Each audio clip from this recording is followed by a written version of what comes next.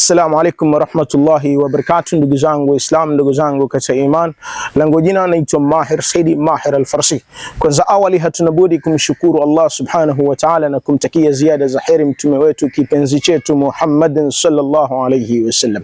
Tunamshukuru Allah kwa sababu ya kutujalia neema ya uzima, neema ya afya bora na neema ya kuona tena mwezi mtukufu wa Ramadhan, ikiwa tuko katika mwaka 2026, lakini pia tuko katika mfungo huu katika 10 la pili. Ni jambo la kumshukuru Allah subhanahu wa ta'ala, kwani wenzetu walitamani kuwa nasi tangia ile awali, lakini tayari Allah subhanahu wa ta'ala ameshawachukua. Kwanza nataka kuwahusia ndugu zangu katika imani, kama ambavyo naihusia nafsi yangu katika mwezi huu mtukufu wa Ramadhan, katika kutenda yale yaliyo mema na kuacha yale ambayo tumekatazwa.